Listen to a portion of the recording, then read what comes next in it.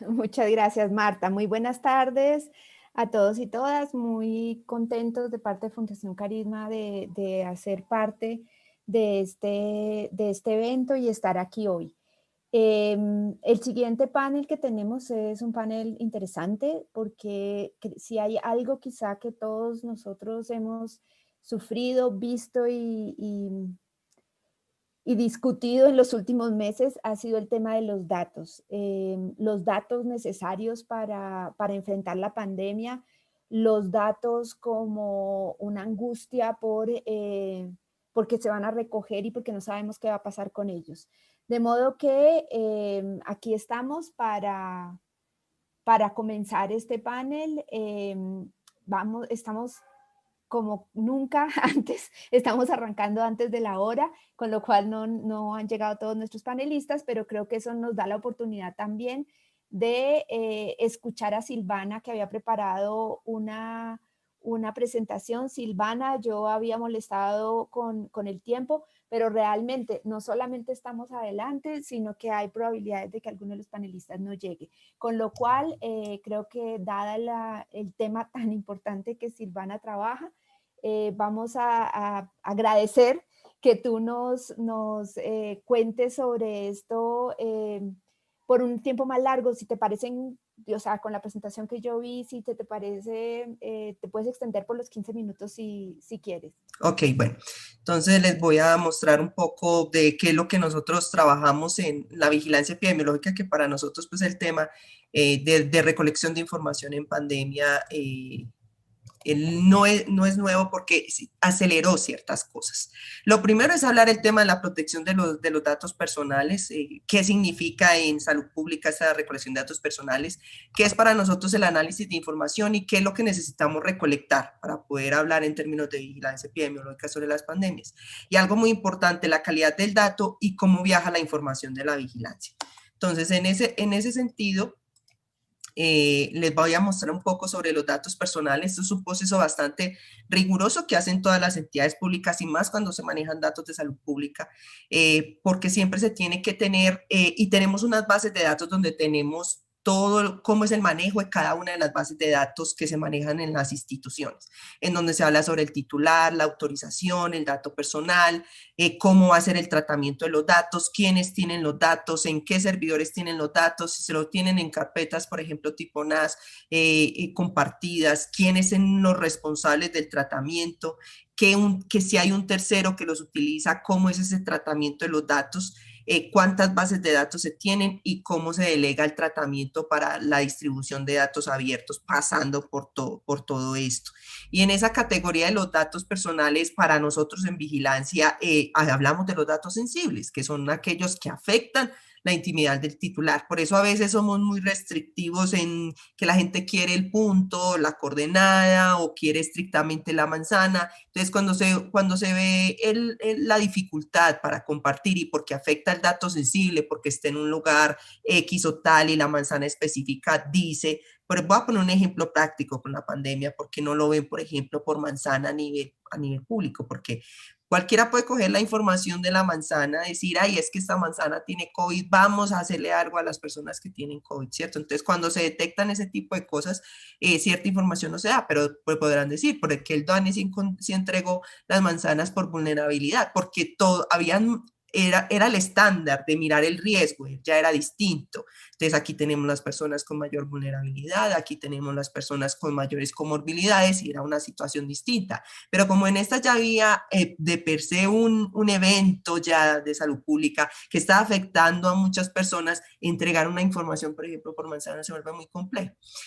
Podría afectar sobre todo la intimidad en lo que define el dato sensible. Sobre todo también mira los datos de los niños, niñas y adolescentes, siempre serán protegidos y siempre se guarda ese respeto con los derechos. Voy a poner un ejemplo, en población vulnerable, por desastres naturales, todo lo que tiene que ver con menores de edad, estados de salud, población vulnerable. Entonces, como aquí ya estamos hablando de un estado de salud ya práctico, entonces ahí incluía todo el tema de los datos sensibles. Pero entonces uno a quién le entrega la información en vigilancia, ¿a quién se le puede entregar? en términos de pandemia. A los titulares, a sus herederos o sus representantes, entidades judiciales administrativas en ejercicio de sus funciones, terceros autorizados por ley. Le voy a poner un ejemplo práctico, no en COVID, pero sí, por ejemplo, cuando hay un caso de una explotación sexual comercial de un niño o niña adolescente. Como prima el interés superior del niño o niña adolescente, esta información en términos de hacer un proceso de investigación, siempre se tiene que dar el proceso de la denuncia. Entonces, en ese caso, por orden judicial, sí se entrega porque prima el derecho superior. Los terceros a los titulares que autorice expresamente, pero esto se vuelve un poco más complejo, y el suministro de la información personal por cualquier medio, incluyendo medios electrónicos, según lo requiera el titular. Entonces siempre hablo los mecanismos de información del titular, pero aquí estamos hablando solamente del titular. Pero cuando no es el titular, tiene que ser por todo el sistema de datos abiertos. Y esto se hace muy riguroso y todas las entidades públicas procuran mucho que la información sea así, por eso ustedes ven solamente información sobre barrios o localidades o por comunas, porque es un nivel de desagregación en donde no afecta al titular como tal, porque esto puede traer sanciones. Estas sanciones van desde 2.000 salarios mínimos mensuales legales vigentes y el cierre inmediato y definitivo de la apuración que involucre el tratamiento de ese dato sensible, porque todo esto se envía a la nación cada año y se tiene que actualizar. Entonces, imagínense este año cómo fue y, por ejemplo, con el tema de los subsidios, cómo fue el manejo de esos datos. Hay otras obligaciones que es garantizar las condiciones de seguridad y esto tiene que ver con los niveles que se tienen dentro de los sistemas de gestión de calidad, dentro de las instituciones, en todos los procesos de tecnología de información. Entonces, ellos son los que almacenan cada una de las bases de datos que les voy a mostrar un poco, por ejemplo, en nuestro departamento, cómo se recolecta eso, tramitar las consultas y reclamos en el tiempo estipulado, adoptar manual de políticas y procedimientos. Entonces, todas las entidades, y esto, por ejemplo, fue hace 2 años, en donde todos los departamentos tuvimos que enviar la información a la nación con todo esto muy bien requerido. Y así fueron municipios de categoría 4, 5, 6, que son los municipios en donde menos recursos hay. Y cumplir con las instituciones, las instrucciones que requiere la CIF, que tienen el inventario de nuestras bases de datos para cuidar la información de las personas. El nombre de la base de datos, quién es el encargado. Entonces, miren que todas estas preguntas que están aquí, quién es el contacto, los números de registros titulares aproximados que tiene la base de datos, la forma del tratamiento, a cuánto software va pasando ese tipo de información, si Excel, Word, otro programa automatizado, si almacena datos sensibles. Por ejemplo, aquí tenemos afiliación religiosa, política, sindical, otras adicionales porque hay unas bases de datos que tienen otro tipo de información, si almacena datos de menores de edad. Entonces, todo este tipo de cosas por cada base de datos que se maneja en caso tal de vigilancia. Entonces sería, por ejemplo, el tema de si vigila, el tema de los aseguramientos, el tema de todo lo que tiene que ver con entrega de subsidios. Todo esto se van convirtiendo en bases de datos que tienen que cumplir y se tienen que describir todas estas acciones. ¿Para qué? Para poder cuidar la información de las personas. Y ahí en el análisis de información, ¿para qué se utiliza en vigilancia? Para inspeccionar, limpiar, transformar y tomar decisiones en tiempo real.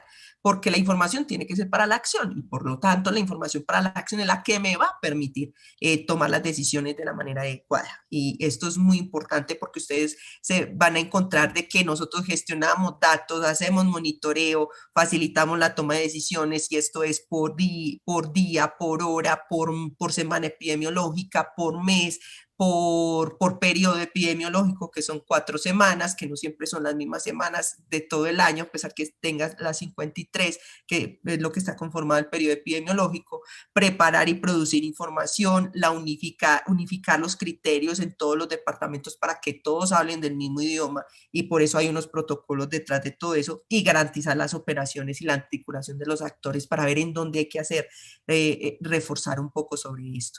Y en vigilancia se presentan información y cuáles son las variables que siempre se tienen que capturar. Ustedes dirán, ¿cuáles son las variables que siempre tienen que capturar? Este es un ejemplo cuando yo trabajaba en Medellín, porque antes trabajaba en la Secretaría de Salud de Medellín. Las variables de persona, tiempo y lugar son fundamentales para nosotros. ¿Por qué? Porque las variables de persona me hablan sobre los grupos de riesgo.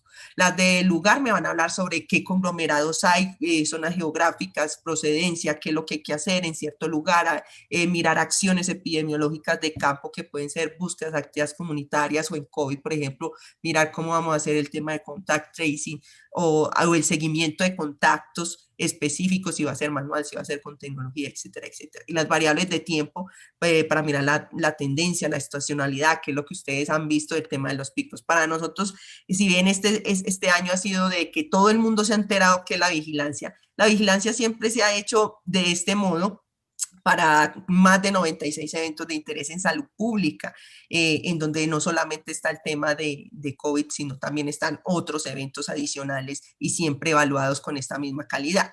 ¿Por qué? Porque luego de eso uno hace tablas gráficas, histogramas y tienen unas medidas específicas y acumulamos años en lo que llamamos canales endémicos que se realizan de tres formas, por medias, medianas, Borman y también por medias geométricas. Entonces tenemos diferentes formas de analizar la información y vigilancia, pero de forma muy estandarizada. Y para nosotros hay algo muy importante, el tema de la calidad del dato. Todas las IPS, y ustedes van a escuchar mucho los epidemiólogos y a veces se nos olvida traducir esa palabra que se llama UPGD. ¿Qué es UPGD? Unidad primaria generadora del dato. Entonces, la unidad primaria generadora del dato es más o menos la IPS, es el notificador, la persona que notifica. Entonces, a cada una de ellas, ellos reportan una información que se genera primero en la IPS. Luego de la IPS pasa a la Secretaría Municipal, ¿sí? Y de la Secretaría Municipal pasa a la departamental. Y de la departamental pasa al Instituto Nacional de Salud. Esa es como la cadena de información. Pero a veces la información puede tener algunos inconvenientes en términos de calidad del dato. Por eso, en cada municipio hay un referente para los eventos de interés en salud pública que se encarga de revisar y limpiar las bases de datos y solicitar los ajustes, que así se llaman en vigilancia, el ajuste del caso. Nosotros tenemos varios tipos de ajustes, sea por error de digitación, sea porque ya llegó la prueba de laboratorio, sea porque hay algo extraño en la notificación, entonces uno solicita que verifique versus historia clínica la información con el fin de que la información que se reporte dentro del sistema sea lo más fidedigno posible a la realidad existente. Y esto es muy importante porque aquí hay unos aspectos legales que siempre se tienen que cumplir en temas de calidad del dato. Entonces, los datos de la vigilancia de salud pública en realidad son bastante buenos y Colombia tiene uno de los mejores sistemas de vigilancia de toda América y eso es una realidad. Uno se compara o habla con otros compañeros de otros países y ellos se asustan incluso del nivel de exigencia que se tienen desde el nivel primario del dato sobre la calidad de la información, porque siempre tiene que ser oportuno, suficiente, coherente y confiante. Entonces, en pandemia ocurrieron muchas cosas que era algo de lo que nosotros llamamos la notificación rutinaria, que es que ellos enviaban la información cada semana, pero entonces aquí aparece algo nuevo en pandemia y es que se incrementa la notificación inmediata, que es como por ejemplo en esta época de pólvora, que también todos los días es notificación inmediata porque cada día se tienen que saber cuántas personas lesionadas por artefactos pirotécnicos hay en caso de la pólvora. Entonces tienen que notificar todos los días y hacer tratamiento de datos todos los días. Lo mismo ocurrió con pandemia, pero ya no eran 100, 120 casos que llegaban, sino que eran 3.000, 2.000. Entonces eso requirió ampliar muchísimo el espectro de la vigilancia. Porque ¿qué es lo que nosotros miramos? Que sea exacta, total, oportuna. Entonces ustedes ven, y a veces es complejo entender esta parte, que de pronto el municipio tiene un poco más de casos que de pronto la nación, pero es por las fechas en que se envía. Puede que el municipio tenga el espectro total de todos sus casos, pueda tener un poquito más. ¿Por qué? Porque él no envió la notificación por la noche, entonces está en proceso de tratamiento de datos para que el departamento se la envíe a la nación. O puede pasar Silvana, Sí, dime. 2 minutos para que Ok. empieces a cerrar, por favor. Ok, entonces la relevancia, la consistencia y en el control de la calidad del dato es donde más ha jugado el tema de la pandemia. Y creo que en eso ha sido todo, así ha sido muy riguroso para poder que ese manejo y esa rigurosidad y proteger la información y a quién le llega y cómo llega. Y por eso ustedes ven que cuáles son los datos que están dispuestos en datos abiertos. Están dispuestos solamente los datos de lugar, es decir, donde ocurre, y de las frecuencias específicamente, pero y los datos de persona, pero ya anónimos, no hablan de dónde está sin que se viole ese dato sensible que se tiene, porque en realidad el dato de la pandemia tiene datos sensibles ahí, entonces hay que protegerlos. Pero entonces ahorita de pronto hablaremos de eso, de la discusión, por qué entonces algunos software que se implementaron no cumplían con esto. Y quiero de pronto mostrarles esto, las diferencias de los datos en vigilancia y los datos en investigación. Los datos en vigilancia son continuos, rutinarios, son mínimos, es decir, son los que necesitamos para tomar decisiones, no son tan detallados como si fuera una investigación como tal, pero sí tiene todo lo que necesitamos, sobre todo de variables de persona, tiempo y lugar, y eso es muy importante. Porque lo que les decía, las UPGD, es decir, la IPS básica, tienen que implementar las directrices, estandarizar la información, analizarla y enviarla de manera oportuna en este ciclo que les estaba diciendo ahorita, la UPGD, que se articula también con el envío de muestras, el laboratorio departamental, todo llega a la secretaría, luego llega esto al departamento y del departamento pasa al instituto, ministerio y OPS, pues que OPS sabe muy bien los datos que se tienen en este sentido. Entonces, eso era como lo que les quería contar en los retos, sobre todo en pandemia. Y bueno, eso era lo que les tenía para el día de hoy. Muchísimas gracias, Silvana. Realmente, como lo dice ella, el manejo de datos en el sistema de salud colombiano es algo que pues todos hemos visto y hemos constatado de una u otra forma cotidianamente durante los últimos meses. Es impresionante el sistema y a mí particularmente, como lo dijo Silvana, me ha sorprendido la rigurosidad y digamos, el reconocimiento que hay en la región frente a lo que Colombia hace. Y también lo he contrastado con soluciones tecnológicas que han implementado que no les llegan ni a los talones a este nivel de manejo que tiene el INS, pero del que seguramente vamos a hablar de seguida. Ahora nuestra siguiente panelista es Dayana Blanco. A mí me alegra muchísimo presentar a Dayana. Dayana es abogada y directora de ILEX, que es una organización de sociedad civil que trabaja en temas de los afrocolombianos. Dayana, yo no quiero ampliar mucho más tu hoja de vida porque creo que lo que dices es lo que importa y me parece que es un contraste ver, digamos, la presentación que Silvana nos preparó con seguramente lo que tú tienes para contarnos. Muchísimas gracias por haber aceptado esta invitación y por favor háblanos sobre datos en la comunidad desde la que tú trabajas. Muchas gracias, Dayana. Bueno, buenas tardes a todos y a todas y gracias Carolina por la invitación.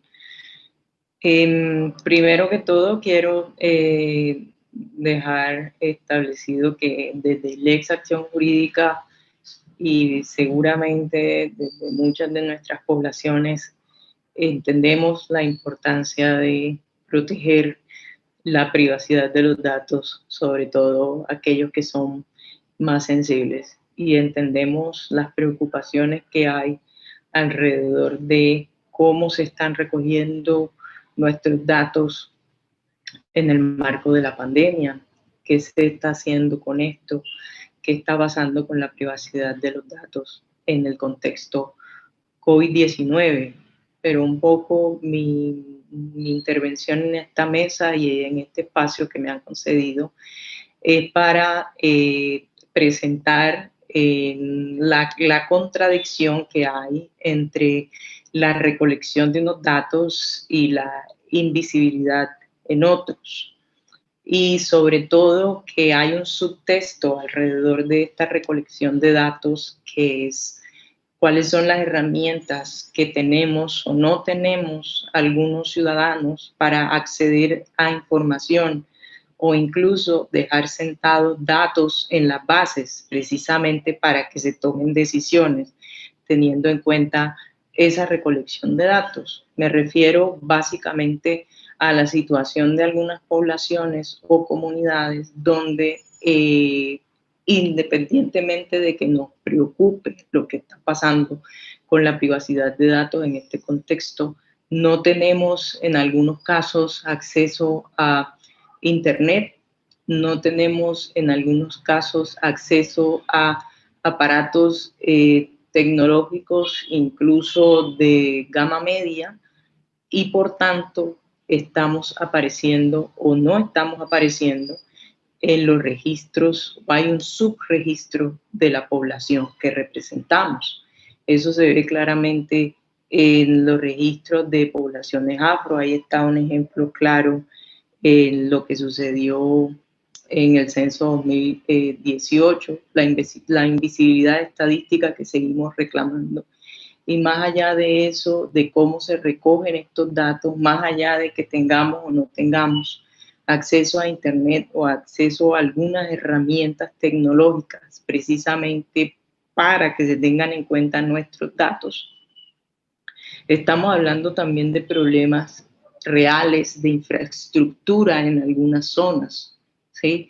No estamos pidiendo que se irrumpa en la privacidad del individuo que da un dato, pero sí que se visibilicen los datos de toda una población que tal vez por condiciones históricas no ha tenido acceso a ciertas condiciones de infraestructura y ciertas herramientas como lo que aquí llamamos Internet e incluso algunas bases de datos para recoger esta información de la que hoy hablamos y que es fundamental precisamente para tomar decisiones en contextos de urgencia como estos, que no es solo el COVID-19, también nos pasa cuando hay huracanes, también nos pasa cuando hay incendios. Y yo agradezco mucho este espacio porque es muy chévere ver cómo tenemos herramientas para recoger datos sensibles y cómo nos preocupamos por protegerlos. Pero también necesitamos que esas herramientas tengan una perspectiva social y un ojo en la realidad de lo que está sucediendo con ciertas comunidades sobre las cuales no se está recogiendo el dato, por un lado, uno.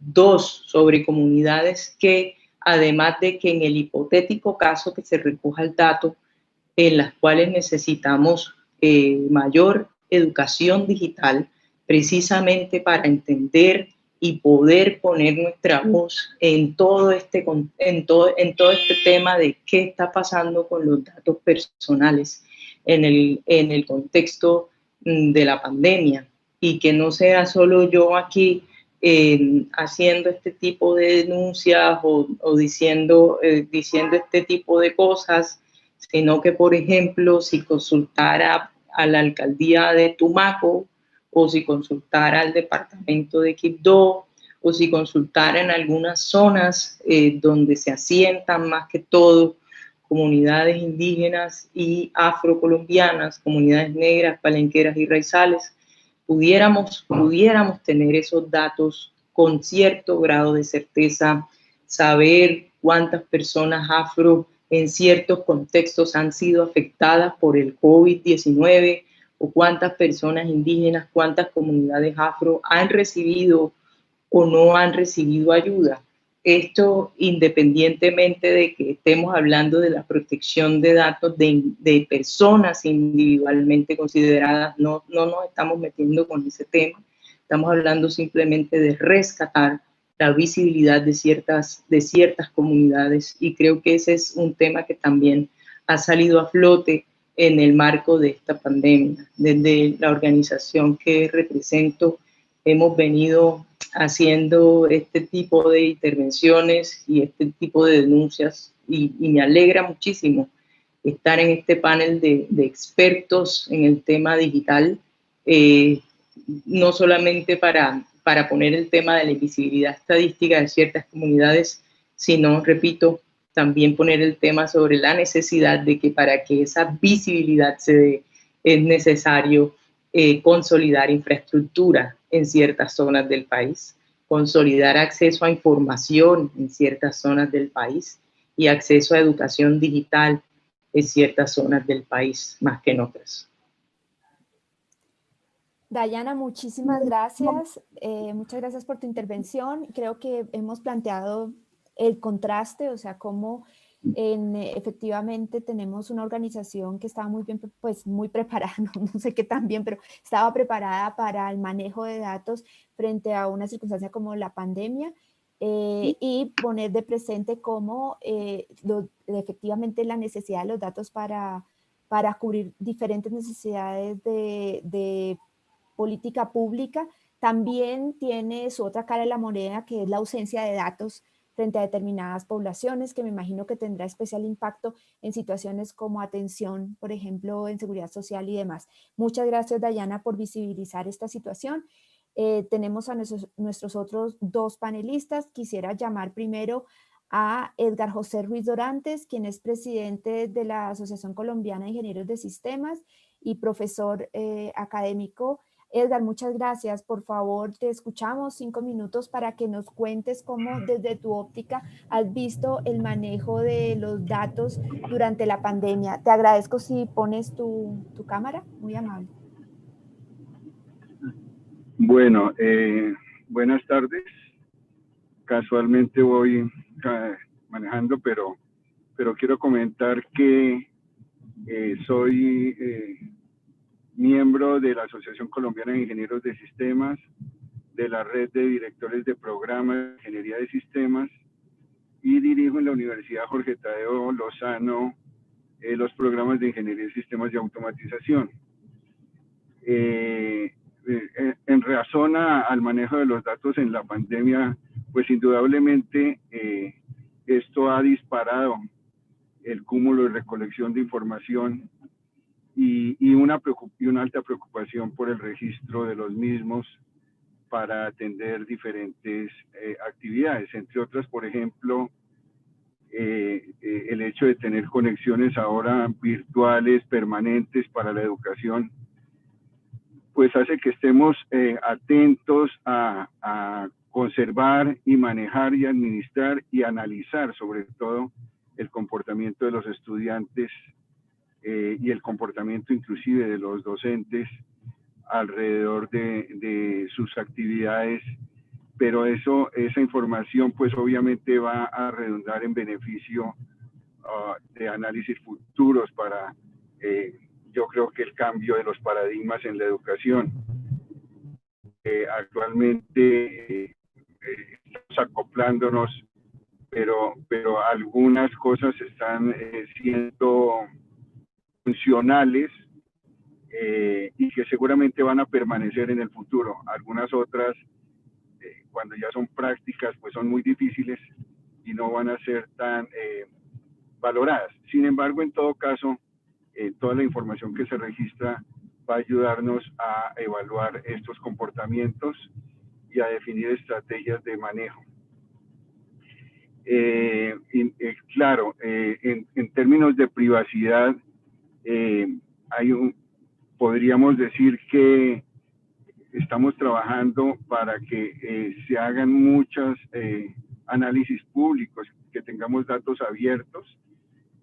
Precisamente en estos días estamos realizando un análisis alrededor en el grupo de investigación de la universidad, alrededor, por ejemplo, de el comportamiento de los exámenes de cáncer de mama. Estamos trabajando con Roche, la empresa Roche, alrededor de este tema, y precisamente pues encontramos datos públicos, claro, reservados con la identidad y demás, pero hicimos un análisis importante para ver claro cómo se han demandado qué tipo de exámenes, pero cómo se ha multiplicado el riesgo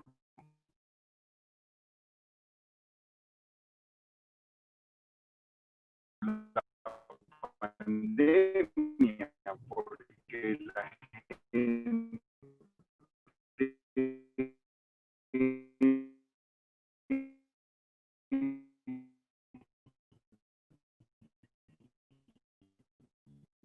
por restricciones sobre la privacidad de la información. Yo creo que políticas alrededor de esto pues van a existir y tenemos que trabajarlas, y estamos dispuestos a, producto de estos análisis, a llevar propuestas tanto a la academia como a la industria.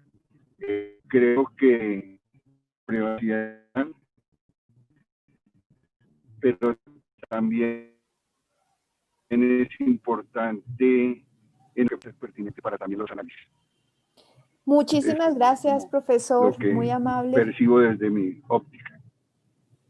Muy, muy amable, profesor. Muchas gracias. Creo que ha presentado un panorama bastante Con mucho amplio gusto. de lo que se está analizando en la academia, que nuevamente es como un reflejo entre las ventajas y las preocupaciones, ¿no? Que también van vinculadas con un momento de urgencia y Muchas de... gracias. Le agradezco muchísimo su intervención. Le vamos a dar paso para los últimos 5 minutos de esta introducción perdónenme un segundo que tenía aquí, a Harold Arcos. Harold es secretario de la CRALO, que es comunidad técnica, si entiendo bien, vinculada con ICANN, es decir, organismos que a nivel regional están trabajando por la gobernanza de Internet. Harold, habiendo escuchado un poco el panorama colombiano, quizás la primera intervención te la puedo resumir en un poco, sin demasiados detalles, pero por supuesto de la mejor forma. Silvana Zapata arrancó contándonos cómo funciona la recogida de datos en Colombia dentro del sistema público para el manejo de una situación como la epidemia que estamos viviendo. Creo que las demás intervenciones sí las alcanzaste a escuchar, pero visto este panorama nacional, me encantaría escuchar, y si fuera posible que prendieras también la cámara para que nos vean, ¿cómo ves tú la situación del manejo de datos? ¿Cuáles son las preocupaciones y los beneficios que pudiste identificar en la región en el manejo de la pandemia? Te agradezco mucho por estar hoy acá. Gracias, gracias. ¿Me escuchan bien, Carolina? Bien, gracias. Sí, Bueno, escuchamos perfecto. genial, genial. Gracias, Carolina. De verdad, saludo a todos los miembros de Carisma también, al profesor Edgar, Dayana, que me antecedieron de antemano. Le ofrezco mis disculpas a todos porque la conexión está algo inestable y si enciendo la cámara va a ser complicado. Entonces, pues de Comprensible, no te antemano preocupes. les comento para no interrumpir, ¿verdad? Y dañar la transmisión, por un lado. Por otro lado, sí, como rápidamente lo decías, ICANN es la organización, para quienes no lo conocen aún, es una organización que se crea hace más de 10 años para encargarse de la gobernanza de Internet con criterio más técnico. Sin embargo, marca y genera las políticas que la definen en los términos técnicos y jurídicos del ecosistema de nombres de dominio. Dentro de esa organización, los usuarios tenemos un espacio de participación y es allí donde aparece el nombre de LAC-RALO. LAC-RALO significa que es la Organización Regional para Usuarios de Latinoamérica y el Caribe, esto por sus siglas en inglés, a la cual represento como secretario.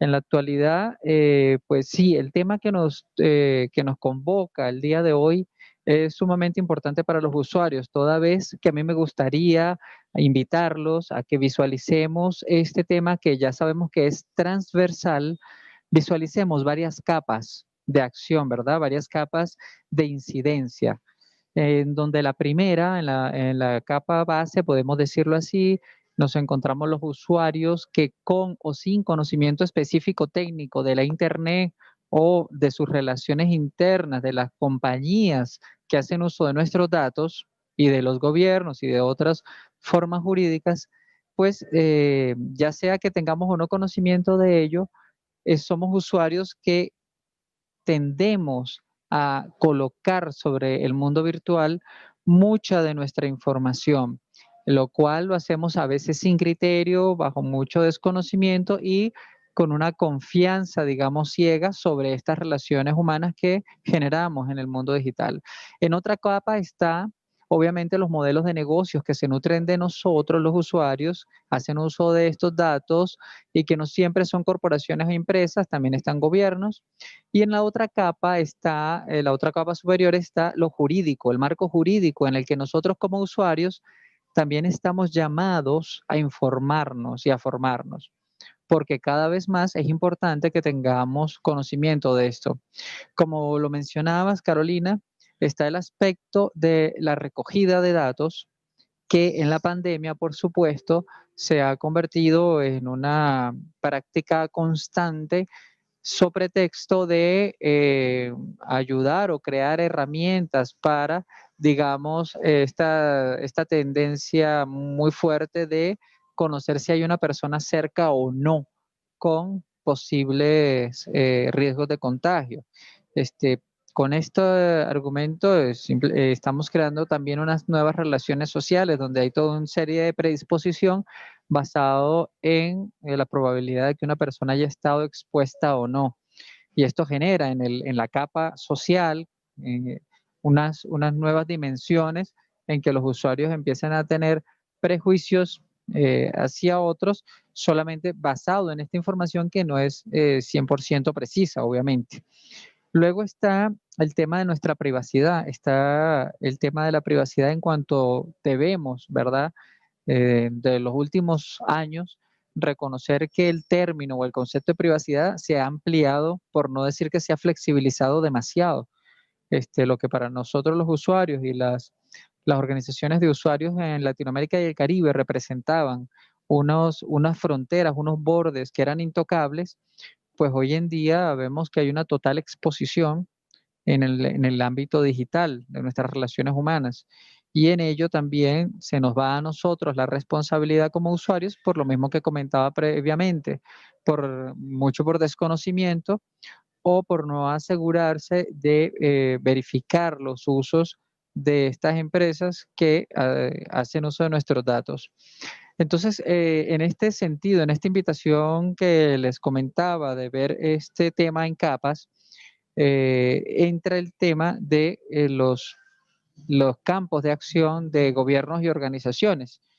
Con organizaciones como nosotros que en circunstancias y sociedades fuertemente afectadas como la colombiana, donde estamos hablando de exposición de datos desde líderes sindicales, trabajadores sociales, hasta exposiciones de la sociedad civil, bajo cualquier argumento del tema pandemia, como el que nos encontramos ahora, hasta sociedades que vienen trabajando fuertemente con las organizaciones de base, el tema de cómo crear reglamentos internos, cómo crear dentro de su propio ecosistema un instrumento jurídico que permita al usuario hacer valer sus derechos universales dentro de su contexto.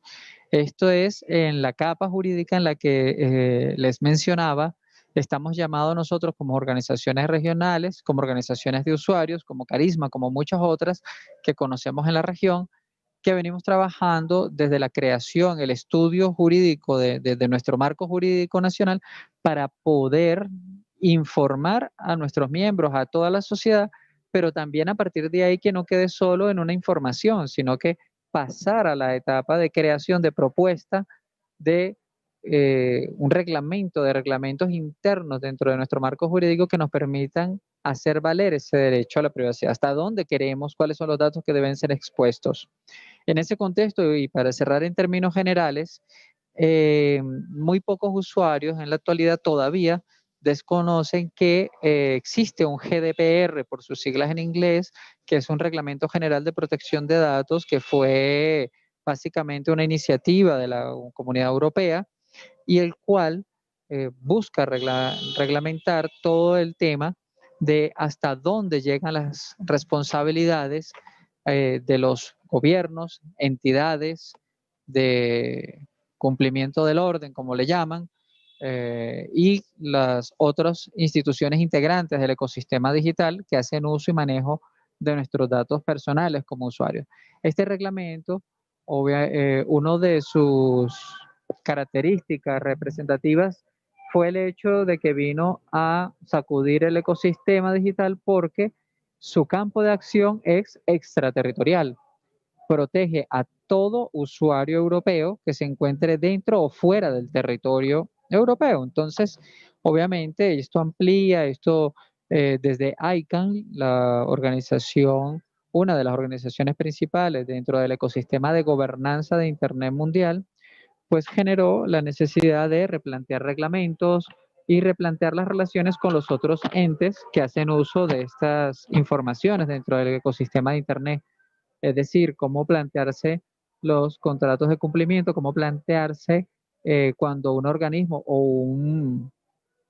un gobierno solicite datos, solicite acceso, porque ICANN no maneja datos, pero sí trabaja con la infraestructura del Internet.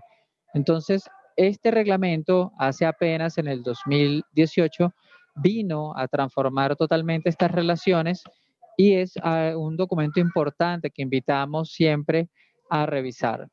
Bueno, finalmente lo que deseamos desde la Organización Regional de Usuarios de Internet de Latinoamérica y Islas del Caribe, la invitación es a unirse a esta organización regional que hacemos vida dentro de la organización de ICANN bajo memorando de entendimiento a participar. Nosotros celebramos cada tercer lunes de cada mes reuniones mensuales a las que están abiertos abiertamente, están invitados abiertamente, pueden participar sin necesidad de estar aún registrados o afiliados dentro de ICANN. No solamente importante, es necesaria la participación, sobre todo para ayudar a llevar toda esta información global a la mayor cantidad de usuarios finales de Internet posibles. Entonces, bueno, mi correo personal está a la orden, harold.arcos@gmail.com, para poder orientarles y tomar acción en cualquiera de estas líneas. Y bueno, Carolina, creo que estos son principales desafíos que se nos muestran, como los anteriores expositores comentaban. Yo quería invitarlos a que lo viéramos de esta forma transversal, porque todos lo han mencionado, desde lo que hacemos desde el aspecto de base, en el ámbito jurídico, en el ámbito académico, los desafíos que representan no solamente llevar la información, formarnos como usuarios finales, sino tomar acción en este sentido. Y yo creo que hay ahorita una oportunidad valiosa para que todos podamos en cada una de esas niveles, en cada una de esas capas, accionar de forma efectiva. Entonces, bueno, Carolina, te devuelvo la palabra y pues agradezco de nuevo a todo el comité organizador, a ustedes como organización característica y emblemática de nuestra región, Alfredo, por todas estas coordinaciones y sobre todo por todo el equipo que lleva adelante este espacio tan importante del IGF en Colombia. Gracias, Carolina. Estaba muteada. Muchas gracias, Harold. Muy amable por estas palabras. También darnos un vistazo que al menos yo no conocía sobre esta gestión también que se hace a nivel regional. Creo que esto es bastante interesante. No sé, Diego, si nos puedas informar de que hay alguna pregunta. De lo contrario, empezaría yo. No tenemos pregunta aún, pero quiero recordarle a nuestros participantes que pueden alzar la mano y yo les abro el micrófono, o también en la sección de preguntas y respuestas pueden hacer su pregunta por escrito. Gracias, Diego. Bien, entonces dicho esto, pues empezaré yo, regresaría con Silvana. Silvana, yo entiendo perfectamente que el tema del que tú estabas hablando está relacionado con el PRAS, ¿no? Con esa estructura que hay de seguimiento, de vigilancia a la enfermedad. Allí es donde se enmarca lo que nos venías contando. En ese sentido, me gustaría, si nos pudieras definir un poco mejor cómo se piensa, cuáles son los datos necesarios y dónde se alojan, por cuánto tiempo. O sea, si uno lo puede mirar como desde esa óptica que pareciera que de repente se volvió una gran preocupación. Como tú lo comentaste en tu presentación, pero si pudieras abundar un poquitico más y explicarnos, porque finalmente si bien se ve esta estrategia claramente, la que quizás tuvo más impacto mediático fue la Coronap. ¿Cómo se integra Coronap con este sistema de datos del que tú estabas hablando? Gracias. Ya. Hablamos del sistema de vigilancia que está regido por un decreto que es el 3518, y no solamente son para el tema de la pandemia, sino para todos los eventos de interés en salud pública, que son manejados a través del sistema Civigila, que no solamente es un software, sino que es un sistema que compone personas, hardware, software, etcétera. ¿Qué es lo que ocurre? Entonces, lo que ocurre con el sistema de vigilancia es que le toca expandirse más tiempo, porque la permanencia de los datos en los sistemas de vigilancia para nosotros es histórica, ¿sí? Y siempre quedan en la entidad pública, que en este caso es el dato central. El dato siempre queda en la IPS en primera instancia, luego que es la UPGD, la unidad primaria generadora del dato, luego le queda al municipio, al departamento, y se cierra la base de datos, que es la oficial, que es la que queda en el Instituto Nacional de Salud. Esa es la que queda permanentemente ahí, con las condiciones de seguridad que se manejan por las resoluciones que yo les estaba mencionando ahorita, en términos de datos sensibles que se reportan año a año a la Superintendencia de Industria y Comercio, de cómo es el tratamiento de los datos de esta. Y se disponen en datos abiertos en los portales. ¿Cómo se integra el tema de Corona App y las otras tecnologías?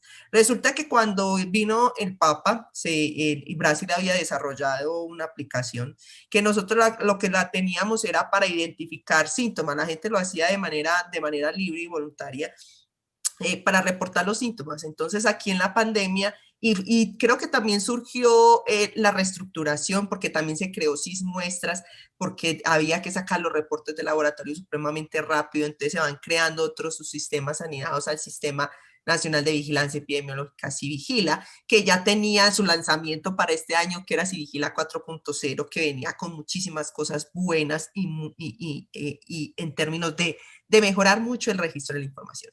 Pero entonces aquí resulta Corona App una forma de las personas cómo ir reportando sus síntomas de manera diaria en las mismas variables, las que vimos ahorita, variables simples, variables de personas, para tratarlo de identificar, y sobre todo de las condiciones clínicas que tenían, ¿sí? Aquí surge todo este dilema de dónde estaba, quién la desarrolla, ese código abierto, si se puede hackear, si se puede coger la información, etcétera, etcétera. Entonces, todas las recomendaciones que empezaron a dar las personas, creo que el instituto las empezó a recoger, lo mismo, y le dijo al Ministerio de Tecnologías, venga, que hay que hacerlo esto porque también hay información ahí sensible. Entonces tenemos que cogerla. ¿Y cuánto tiempo está disponible? La información está disponible, como lo dicen los registros de archivo clínico, historias clínicas, que son regidos para salud por la resolución 1995. Entonces nosotros tenemos unos periodos en donde unos se llaman archivos históricos, otros se siguen manteniendo, pero más o menos en un lapso de 30 años, y los registros digitales se conservan en un archivo histórico. Y por ejemplo, para disponer de ellos se necesita sobre todo las universidades, que piden mucho, entonces ha sido un poco complejo porque todo el mundo quiere tenerla para poder hacer cosas, pero no es tan sencillo liberarla porque son datos sensibles, ¿sí? Entonces liberar la información es muy complejo, y si algo he conocido yo creo que alguna vez te lo mencioné, es que la información de las personas a nivel individual, incluso a nivel de punto, a nivel de manzana, se protege muchísimo. Eso no se entrega así de fácil, porque eso va cuando se hacen convenios de asociación, eso va con unos compromisos de confidencialidad, uno para el dato, uno para el manejo de información, y uno los tiene que firmar. Es más, todos los que trabajamos en vigilancia epidemiológica siempre llenamos compromisos de confidencialidad para proteger la información de manera tal de que cualquier fuga de información siempre tenga una repercusión legal. Y entonces a veces se vuelve complejo porque entendemos que todo el mundo quiere analizar, y por qué no lo entregan por barrio, por qué no lo entregan por comuna, etcétera, etcétera. Pero en realidad no es porque no es posible, porque siempre hay que cuidar la información de las personas. Y todas las recomendaciones, creo que en cierta medida el instituto, todas las recomendaciones que les han dado de tratar de proteger la información en el tema de Corona App, y se hizo un esfuerzo porque lo pude ver muy de cerca, el esfuerzo para que tuviera el HTTPS, todo lo que ustedes iban mencionando, todo fuera quedando. Y la información no se entrega a cualquiera, la información tiene que quedar conservada. Hay unos datos de ahí que se utilizan como alertas epidemiológicas para decirle a las personas, encriptando la información de las personas, les dice, ojo, aquí puede haber un conglomerado, porque así ha sido siempre en vigilancia. En realidad, en vigilancia epidemiológica, las alertas epidemiológicas siempre han existido para decirle al ente territorial, que en este caso es el municipio, Ustedes, ojo que aquí pueden tener una alerta, vemos una sospecha porque lo hacemos hasta en búsqueda de Twitter, de otras noticias, de los medios digitales, que es otra forma de las vigilancias que nosotros tenemos, y buscamos, ve, salió tal noticia, no vemos nada en el sistema, tienes que ir a mirar allá qué es lo que está pasando para ver si es un rumor, no es un rumor, porque toca estar pendiente de todo lo que sale. Y como mencionaba ahora el compañero, hay muchos datos digitales que la gente entrega, no lee las condiciones, y esos a veces sí pueden estar más expuestos que otros, pero en realidad creo que se hace un esfuerzo por protegerlos, que habrá falencias como en todo, pero siempre habrán quienes, por ejemplo ustedes en la Fundación Carisma, quien mencionan qué tenemos que mejorar, y si algo estoy segura es que todo lo que ustedes mencionan siempre tienen en cuenta para hacerlo y mejorarlo y tratarlo de organizar en la medida de lo posible, porque sabemos que ustedes son supremamente juiciosos, y si bien el sistema de vigilancia per se siempre ha sido muy juicioso en proteger el dato de las personas, se trata de mejorar. Y como había tanto dato en pandemia, todo el mundo quería de todo, que los resultados del laboratorio, que los resultados de los casos, ha sido un proceso que ha sido un crecimiento, que creo que Colombia, si tenía un excelente sistema de vigilancia, ahora va a tener uno de los mejores, creo yo. Muchas gracias, Silvana, muchas gracias. Creo que es muy importante también dar tranquilidades frente al uso.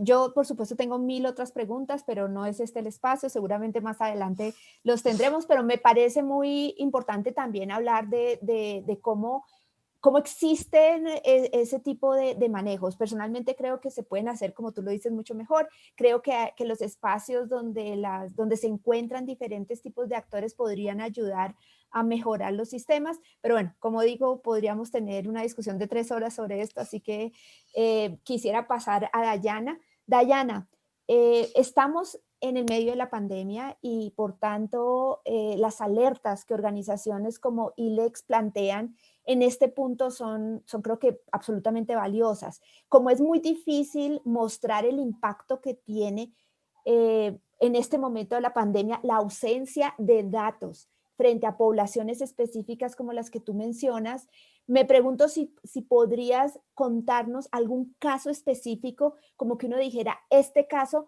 tendríamos que tenerlo como una lección y esto no debería repetirse, debería ser la lección para que no suceda en pandemia.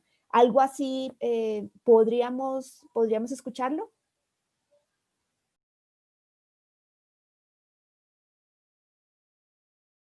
Estás muteada. Digo que voy hablando y ya después me dice al final si respondí la pregunta. Precisamente desde ILEX nos estamos dando a la tarea de averiguar cómo nos está afectando esta invisibilidad de datos, ¿sí? Tenemos datos CEPAL sobre invisibilidad estadística, datos CIDH sobre invisibilidad estadística, no solamente para el tema COVID, sino también, por ejemplo, para temas de violencia policial, acceso a la salud, acceso a la justicia. Pero en el tema colombiano, por ejemplo, lo que les decía de la infraestructura, que es básica para que puedan algunas comunidades sentarse en esta mesa y decir, hombre, estoy reportando mis datos así o no los estoy reportando. Es preciso decir, por ejemplo, que en lugares como Nariño, el departamento, por ejemplo, tiene un acceso de electricidad del 71.6%, cuando el promedio nacional es de 91.1%. Que, por ejemplo, el índice de necesidades básicas insatisfechas en el departamento es altísimo. El municipio cuenta con una medición oficial de desempleo de casi el 70%. Tal vez esto no le apunte mucho al tema que estamos hablando aquí de datos y cómo los uso, pero sí nos ayudan a conocer algunas condiciones estructurales para que la gente se pregunte, por ejemplo, a qué destino tienen mis datos. Que por lo menos ese tema de la privacidad de mis datos sea un tema y que yo no esté más preocupada porque no tengo luz para que el tema de privacidad de datos sea un tema dentro de nuestras comunidades. Además de eso, ya lo hemos venido diciendo, todo este tema de invisibilidad estadística, ¿sí?, está impactando también en la producción de políticas públicas y programas específicos para poblaciones como la nuestra. Programas que nos ayuden a superar precisamente urgencias y calamidades socioeconómicas como la del COVID o la de un huracán Iota. Estamos diciendo que se invisibilizó al 30% de la población. ¿Y por qué? Porque no hay acceso a la información. ¿Y por qué no hay acceso a la información? Pues porque no tenemos infraestructura en muchos casos para tener acceso a esa información. Claro, el tema de la educación ya está y debemos autoeducarnos, pero aquí uno de los panelistas acaba de decir, por ejemplo, que tenemos acceso a educación virtual 24/7, pero eso puede que no sea tan cierto en algunas zonas rurales del país, donde hemos tenido que reinventarnos la educación, porque no hay acceso a internet, entonces se ha estado pensando en dar las clases vía radio. ¿Sí me hago entender? Es decir, esas son las preocupaciones que tenemos. Entonces, quienes están produciendo los datos son los que tienen acceso a esas herramientas. Entonces, las soluciones que se den para las problemáticas que se pretenden resolver con esos datos, naturalmente van a responder a la población que da esos datos, que sube esos datos a la nube. No estoy entrando aún al tema de la privacidad o no del dato, porque estoy hablando de poblaciones en bloque y no de un solo individuo que es Dayana, de la cual se revelaron todos sus datos privados. Entonces, es como una gran preocupación que hay, ¿sí? Superar como lo estructural para que luego podamos decir, listo, ahora necesito educación digital para yo empezar a hablar aquí sobre lo que nos contó el compañero de Arcos, que no sabía, y que agradezco mucho que nos lo haya contado, empezar a ser parte de estas conversaciones como en un poco más de igualdad, que es realmente el término. Carolina, no sé si respondí tu pregunta, pero datos sobre las preocupaciones, y te lo cuento también, mira, en el tema de infraestructura, con el solo hecho de acceso a la justicia, estamos identificando que hay problemas para garantizar derechos fundamentales, porque ahorita todo se está haciendo vía digital, ¿sí?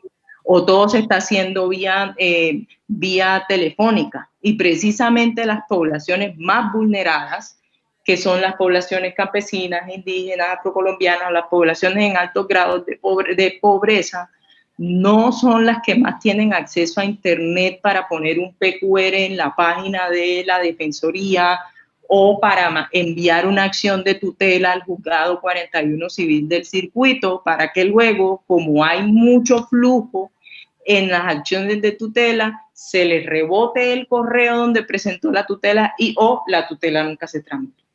¿Listo? Entonces, me lo contestaste divinamente. O sea, creo que estás mostrando un panorama de inequidades en donde precisamente luego cuando digan cuáles, por seguir con tu ejemplo, cuando se diga durante la pandemia cuáles fueron las poblaciones que más tutelaron, pues evidentemente las poblaciones que no tienen acceso no van a haber tutelado y van a continuar siendo invisibilizadas dentro de esos datos. Para mí creo que digamos, es claro el ejemplo que estás poniendo, las inequidades son estructurales y por tanto ni siquiera el problema son los datos, es que no existen datos sobre ellas, ojalá existieran esos datos para hablar de preocupaciones más profundas como la privacidad, pero en este momento son poblaciones que, como tú dices, con el término que se utiliza, pues el de invisibilidad estadística, es perfectamente claro. Tenemos apenas 3 minutos para terminar antes del siguiente panel, así que yo quisiera dejar simplemente abierto una pequeña pregunta para una respuesta tipo tweet a Edgar y a Harold, y es, en la formación, ustedes como técnicos, la formación de los técnicos está incluyendo el tema de privacidad, se habla de privacidad por diseño, de modo que lleguemos casi que a ese nivel, y yo diría que esa, o si alguna vez habían considerado preocupaciones como la de Dayana, que tiene que ver con inequidades por no existir en los datos. No sé cuál de los dos quiera abrir, y por supuesto, perdónenme, pero toca un tweet muy corto. Gracias, Carolina. Habla Harold Arcos. ¿Me escuchas bien? Perfecto.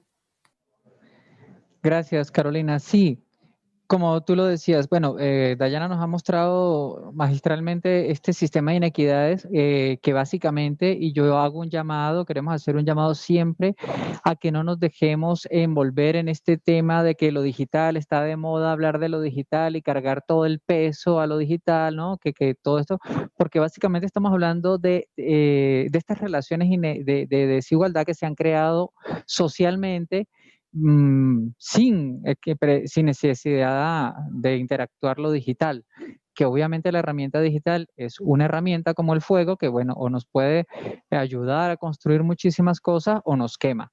En este caso, por eso es básico, obviamente, organizarnos para que a partir de ahí surjan las iniciativas que puedan nivelar la cancha, ayudar a vencer estas desigualdades y luego pasar a, obviamente, abordar temas superiores, como decían, tal vez un concepto de privacidad en una comunidad que aún no tengo el total acceso a la electricidad ya es fuerte. Sin embargo, hoy en día los tiempos nos llaman a que vayamos en paralelo, no en secuencia. No podemos esperar a avanzar en un tema para alcanzar otro. Si la misma dinámica de organización nos lleva a avanzar en varios temas simultáneamente. Por otra parte, está el tema que mencionabas, en el cual nosotros hacemos este llamado a participar dentro de la organización. El tema de la privacidad por defecto, que ya venga preestablecida. Bueno, les quería compartir que históricamente siempre se habla de la comunidad técnica como una comunidad que se lava las manos, se pone los guantes para decir, bueno, yo soy técnico, y esto lo van a escuchar mucho en el ecosistema de las empresas de tecnología, las oficinas de tecnología de compañías o de gobiernos. Y bueno, yo hago ese trabajo solamente, yo no tengo nada que ver con políticas, ya sea con política con P mayúscula como ejercicio humano o con política con P minúscula por politiquería.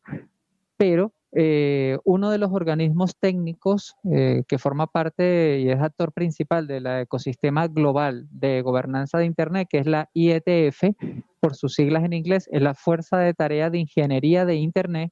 Imagínense ustedes nada más por el nombre.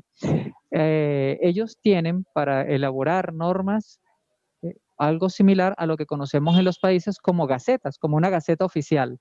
La gaceta oficial de esta comunidad, de este organismo internacional, es los RFC, Request for Comments, solicitud de comentario. Es esa publicación que va numerada históricamente la que tiene esta forma de pronunciar, como una gaceta oficial. Allí la comunidad técnica del IETF ha reafirmado recientemente, hace un par de meses, en esta gacetilla global, que la IETF trabaja, sí, desde el aspecto técnico, pero consciente y en base al usuario final, entendiendo que el usuario final es un todo completo y que por encima de todo están los derechos. Esto es para ratificar el compromiso de la comunidad técnica global sobre las herramientas, protocolos de comunicación, protocolos de transporte de datos, sobre el evitar que sea tratada la comunidad técnica y evitar que a nivel global exista el pretexto Gracias, de Harold. que lo técnico solo cumple con esto, ¿no? Yo quiero dejar que Edgar nos dé las 2 palabras de cierre. Sí, por supuesto, sí puede. Sí. Bueno, básicamente desde nuestro espacio en el que yo participo, la Red de Decanos y la Asociación Colombiana de Ingenieros, nosotros procuramos trabajar en temas de seguridad de la información, en ciberseguridad. Tenemos jornadas de seguridad, tenemos espacios en los que divulgamos precisamente las normas alrededor de la privacidad, de la protección y de la conservación de la información. Y en alianza, por ejemplo, ahora con el MINTIC venimos trabajando en temas de divulgación y preparación de personas técnicas. 100.000 programadores se van a trabajar para que puedan ser mano de obra para las empresas del país. Indudablemente a ellos se les informa y se les instruye en temas de privacidad y seguridad de la información. De manera que la divulgación en la academia es fundamental alrededor de la privacidad y la seguridad. Muchísimas gracias a todos mis panelistas. Les agradezco mucho por esta participación e invitación.